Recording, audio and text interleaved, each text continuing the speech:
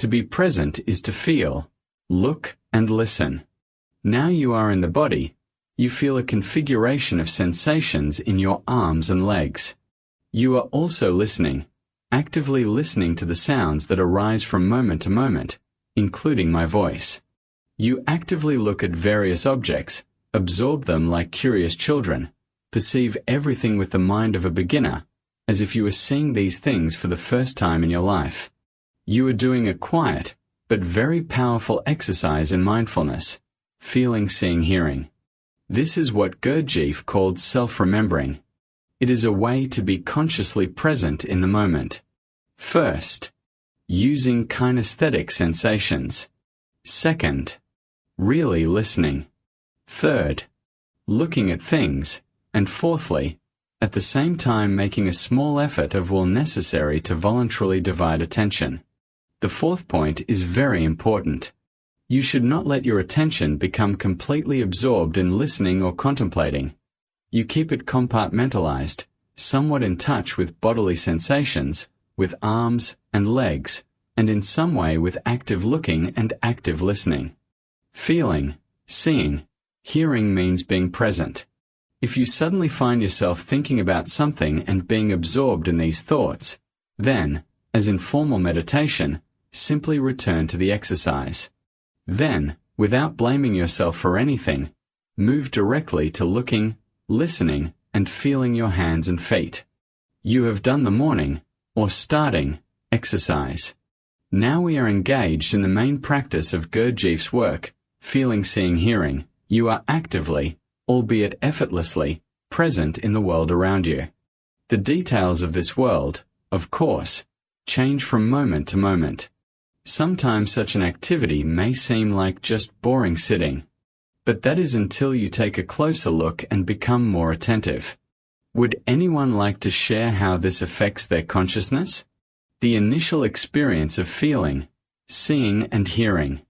Student: I was very tense and anxious before we started the exercise. I often find myself in this state. But now I don't know where my anxiety went. Have you lost your anxiety? I'm sorry.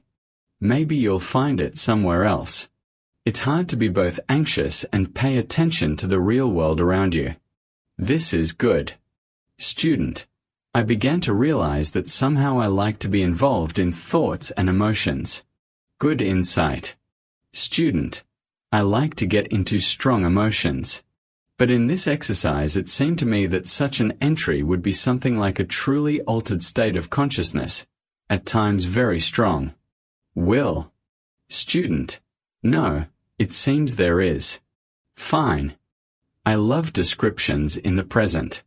If we talk more about being in the present and about what we are experiencing in the present, it is amazing how much more we will stay in the present. How does performing this exercise produce an altered state of consciousness? Student: It's like a balance, an equilibrium. This is a very rare condition for me. Yes, this may be one of his qualities. I try to encourage you to discover in yourself the qualities that arise as a result of the exercise that I don't want to program artificial experiences, and I don't want feeling, seeing, hearing to degenerate into some kind of quasi-hypnotic technique. This is a method of discovering new things in yourself, as well as a method of staying in the present. What else did you notice? Student: I felt something like, I would say, impatience, something like repulsion from each of these three worlds. Not that there was impatience, there was no room for that because the tension was gone. It is something calm, a bell tolls, a kind of wakefulness, and there is something exciting about it. Yes, it's exciting to be alive. Student: But this is calm excitement. Yes, this is calm excitement. This practice does not lead to hysteria, but it has its own emotional quality. What else did you notice?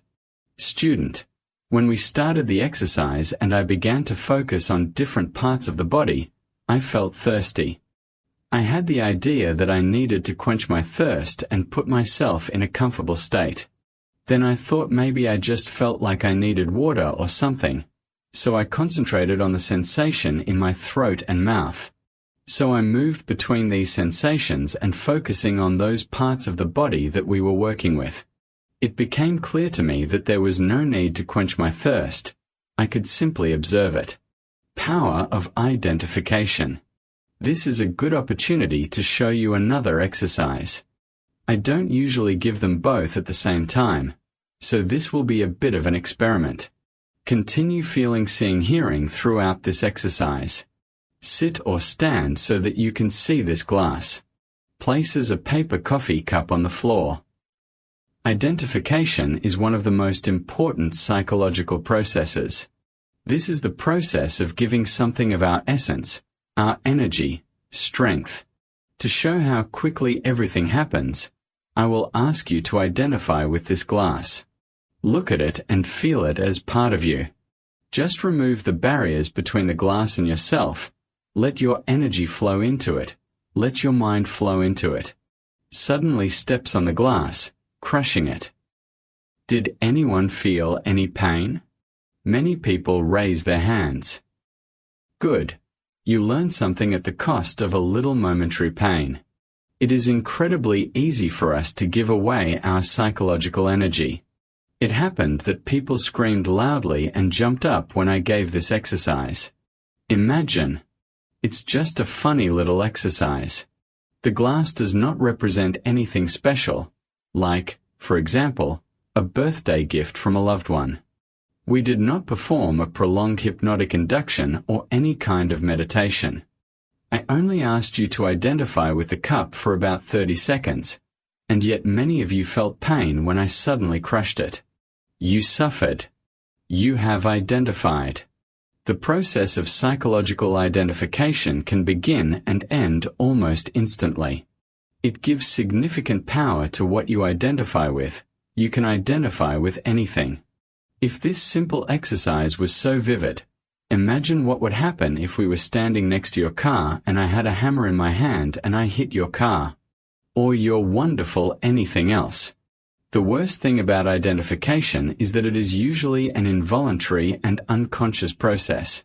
Our connections to things are established by our life history and cultural programming, so that we automatically identify with them. For example, some people become identified with their clothes. If someone tells you they saw this exact same sweater in a second-hand clothing store the other day, you might feel pretty bad about it, even though it's a completely mythical design. You become identified with something that is not really you, and when something happens to that which you have identified with, you suffer.